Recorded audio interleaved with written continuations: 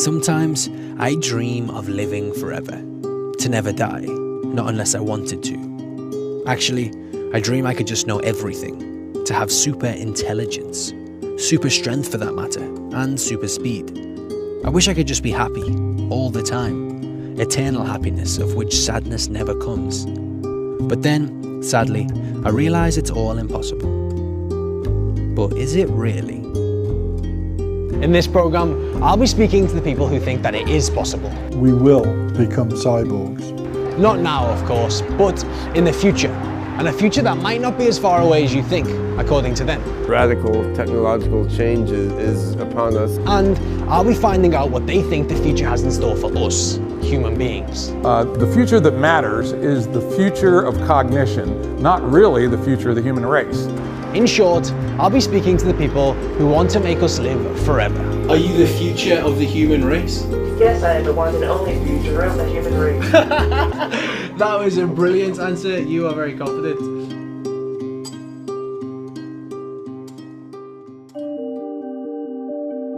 To the majority of us, life is hard, yet fairly simple. We live, we do things, we get sick and we die.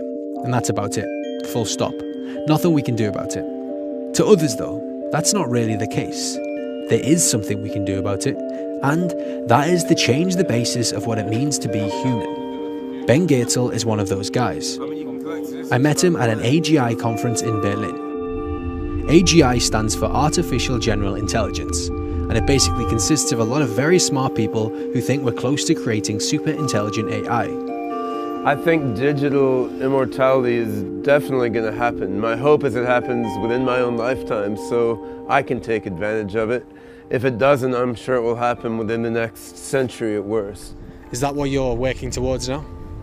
Digital immortality is one of the goals I'm working towards. I aim to build an artificial general intelligence, an AI system that can become massively smarter than human beings and understand more about the universe than any human possibly could. Ben and others like him call themselves transhumanists. Transhumanism is the idea that we can improve man in all imaginable respects. The plan is to do this by way of science and technology.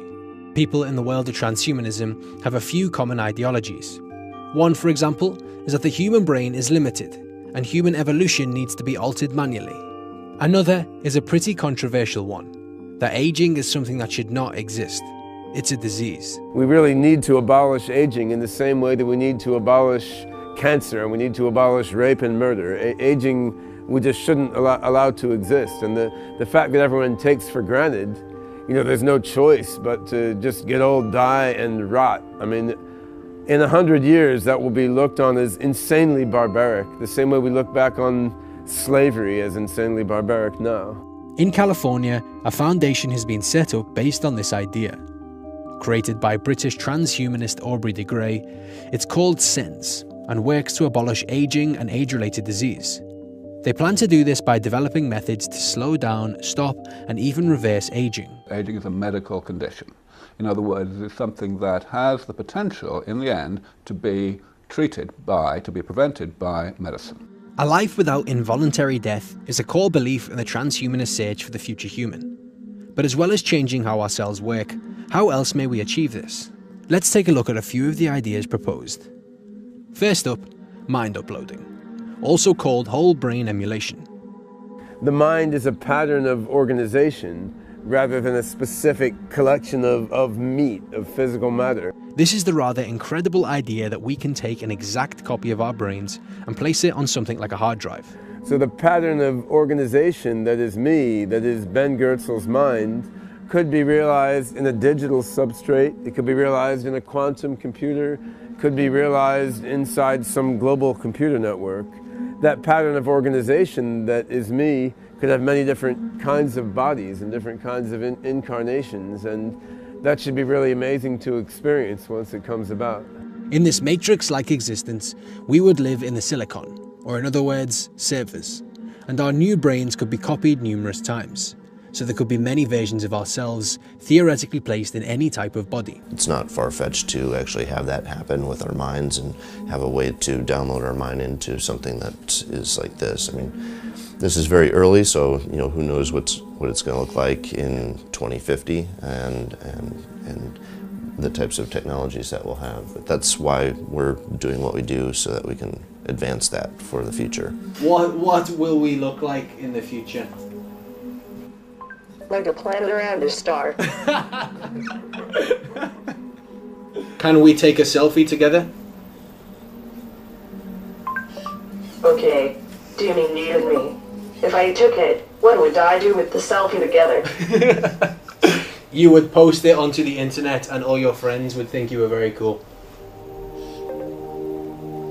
Okay, let's take a selfie. There we go. Mind uploading is a long way into the future, if it's even possible at all. But there's already work going on to map the entire brain. And as we learn more, some scientists think it may be possible to replicate the content of our brains to create consciousness in a computer-like device. This takes us on to our next topic of discussion. Many transhumanists believe in the idea of the three supers: super longevity, super intelligence, and super well-being. In other words, being superhuman. So, to the next in our list of possibilities, cybernetics and cyborgs. For me, it's a very practical scenario for the future that we will become cyborgs. Kevin Warwick is a British scientist who's known for being one of the world's first cyborgs. Cybernetics is all about humans and technology merging together. So as far as transhumanism is concerned, it's upgrading